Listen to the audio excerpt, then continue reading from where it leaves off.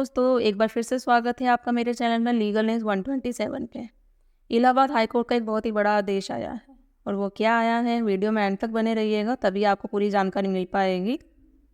और हाँ, अगर आपने मेरे चैनल को अभी तक सब्सक्राइब नहीं किया तो सब्सक्राइब करिए, लाइक करिए और ज़्यादा से ज़्यादा लोगों को शेयर करिए ताकि उनको भी ये जानकारी मिल सके। और साथ ही बेल आइकन भी दबा दीजिएगा ताकि टाइम टाइम पे आपको मेरी वीडियो की नोटिफिकेशन भी मिलती जाए। तो चलिए चलते हैं अपने टॉपिक की और बिना वक्त ज़ाया किए हुए। कोर्ट ने कहा है बीएस नियमावली के अनुसार दहेज और उपहारों में अंतर है। शादी के दौरान लड़का और लड़की को मिलने वाले गिफ्ट्स को दहेज में नहीं शामिल किया जा सकता।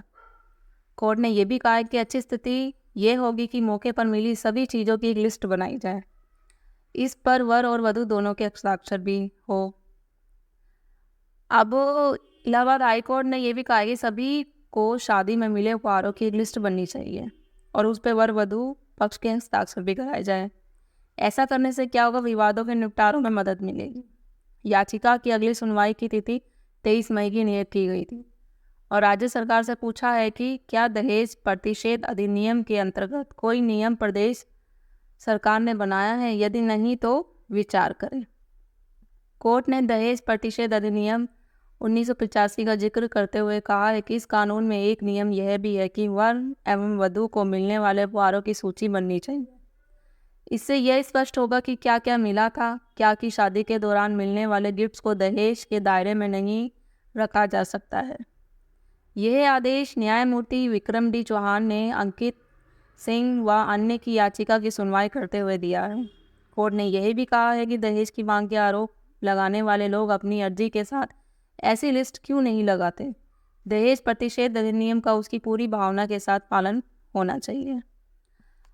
अब दहेज और उपहारों में क्या है अंतर, कोर्ट ने क्या कहा है। कोर्ट ने कहा है कि नियमावली के अनुसार दहेज उपहारों में अंतर है। शादी के दौरान लड़का और लड़की को मिलने वाले गिफ्ट्स को दहेज में नहीं शामिल किया जा सकता। कोर्ट ने यह भी कहा कि स्थिति यह होगी कि जो सभी गिफ्ट मिलते हैं उसकी लिस्ट बनाया जाए, जैसे मैंने पहले भी कहा आपको। और इसके अलावा अगर जैसे अब इसमें जो कोर्ट ने हाई कोर्ट ने जो एक फैसला किया ना, ये बहुत ही अच्छा फैसला है।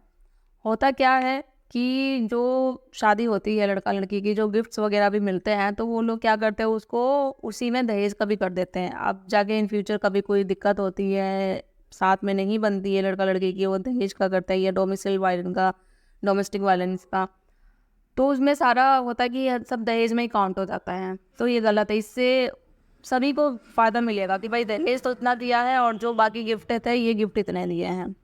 इससे सभी को, मैं समझती हूँ कि सभी को हेल्प मिलेगी इससे चीज़ से करने से। जो कोर्ट ने ये फैसला किया है बहुत ही अच्छा।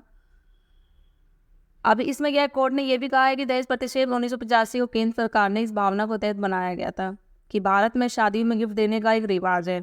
सभी रिवाज ये मानते हैं कि भाई शादी में जा रहा तो गिफ्ट तो देना ही है। भारत की परंपरा को समझते हुए गिफ्ट्स को अलग रखा गया है। कहा गया है कि दहेज प्रतिषेध अधिकारियों की भी तैनाती की जानी चाहिए, लेकिन आज तक शादी में ऐसे अधिकारियों को नहीं भेजा गया। ये तो रूल मना गया था, पहले भी था, ये अभी नहीं है, पहले भी बोला गया था कि जब शादी होगी चेक किया जाएगा कौन दहेज दे रहा, कौन गिफ्ट दिया गया है, बट आज तक ऐसा हुआ नहीं, कोई चेक करने नहीं आता है। राज्य सरकार को बताना चाहिए कि उसने ऐसा क्यों नहीं किया। इलाहाबाद हाई कोर्ट ने यह भी कहा है। जबकि दहेज की शिकायतों से जुड़े मामले बढ़ ही रहे हैं, ऐसे बढ़ ही रहे हैं। अगर ये कार्रवाई पहले ही, जैसे पहले भी एक कोर्ट ने फैसला सुनाया था, बट अभी उस पर कोई कार्रवाई होती नहीं है। शादियाँ होती हैं बट चेक करने वहाँ की तरफ से कोई नहीं आता है। किसी भी शादी के 7 साल बाद तक दहेज उत्पीड़न का केस दायर किया जा सकता है। अक्सर ऐसे मामले अदालत में पहुँचते हैं जिनमें विवाद किसी और वजह से होता है, लेकिन आरोप दहेज का लगा दिया जाता है। ऐसी स्थिति में अदालत का सुझाव अहम है ये। तो आशा करती हूँ आप सबको ये मेरी वीडियो अच्छी लगती होगी तो लाइक करिए, शेयर करिए, कमेंट करिए। अगर आपके कुछ सवाल है तो मैं कोशिश करूँगी आपके हर एक सवालों का जवाब देने के लिए। तो जल्दी मिलती हूँ मैं आपको अपने ऐसे ही एक इंटरेस्टिंग टॉपिक के साथ। तब तक के लिए थैंक यू।